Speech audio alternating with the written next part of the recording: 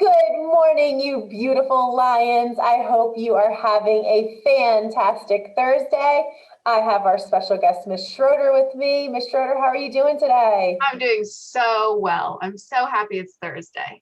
Right? So, boys and girls, it is Thursday. It has been a week, but just wanted to give you a quick heads up. It is awfully windy outside today, so please make sure that you are dressed appropriately when you head outside. I know for me, I get to stand outside for a long time in the morning and afternoon, and by the time I come in, my hair is like, ah. So it's not one of my favorite weathers, but we will be okay. Mhm. So, all right, boys and girls, before we get too far into this, if you could please stand for the pledge. I pledge allegiance to the flag of the United States of America and to the republic for which it stands, one nation, under God, indivisible, with liberty and justice for all. Thank you. You may be seated. All right, so I have Miss Schroeder here. She is going to talk to us about our awesome One School, One Book, Almost Super. I have my copy right here in front of me. Me too. Oh, I always absolutely. have it nearby. Always. So what's going on in the world of Almost Super today, Miss Schroeder? Well, Laurelwood Grove scholars, last night we read chapter 9. Did you guys find some time to read it? I hope that you did. Remember that we posted some trivia questions on the school Flipgrid, and these ones weren't so much trivia questions, they were more really asking your opinions. So thanks to everyone who was able to participate. The first question was that Rafter asks Benny why he told Juanita his superpower. And the question is, if you had to tell someone what your superpower is, what would you want it to be? So I know I've been thinking about this a lot since we've started reading this book, but Mrs. Redding, if you had to have a superpower, what do you think you would want to have? I mean, that's definitely a tough one because I feel like there's so many benefits to lots of superpowers, but I think in my life today, I would love to be able to freeze time and get all the stuff done that I don't have time to do, like behind the scenes where everybody else is frozen, and then unfreeze people, and then life would be normal, right? And I'd just be like, oh yeah, I'm great, everything's fine. But then if you had meetings with specific people, could you just like unfreeze like specific people, and then meet with them real quick and then freeze them again and unfreeze others? You would be so productive, Mrs. Redding. I'm going to consider that. Well, I think probably mine's pretty similar. I just really would love the superpower of osmosis. And for any of you Laurelwood Grove scholars out there who don't know what the word osmosis means, it basically means I would take this book and just put it on my head, and then magically all of the story of Almost Super would go into my brain like that. Can you imagine how much I could learn if I had the power of osmosis?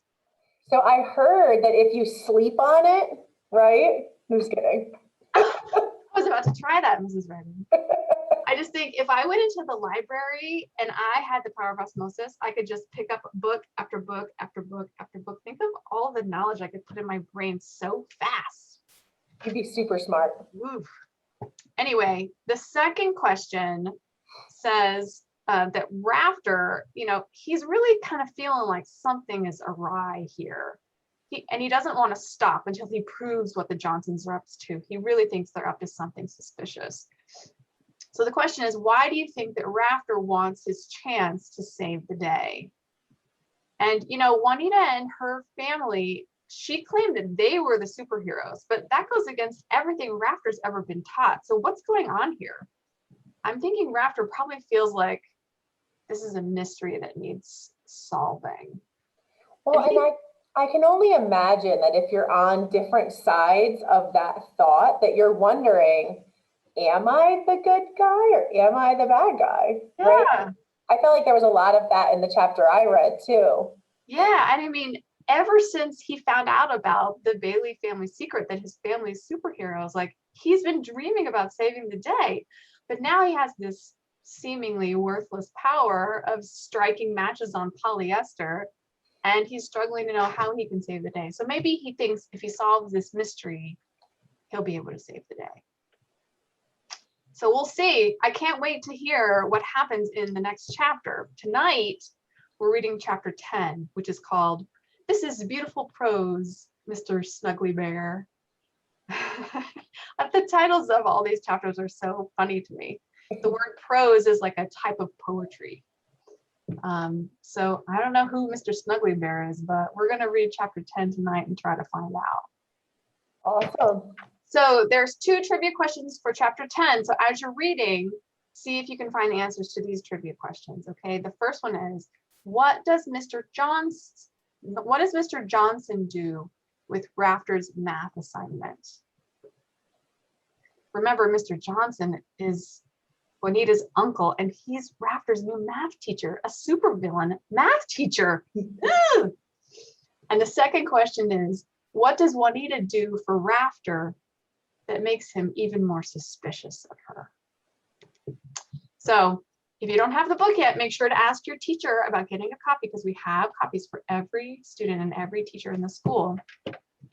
See if you can answer the trivia questions on the Flipgrid, and remember that we're collecting questions for the author also on the Flipgrid. So submit your questions and we'll see if maybe we can get Marian Jensen to answer your questions.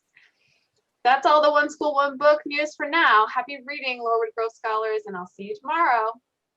Thank you, Ms. Schroeder. I will say, Virtual Lions, that we still have a lot of your books out in the front of our office in the vestibule.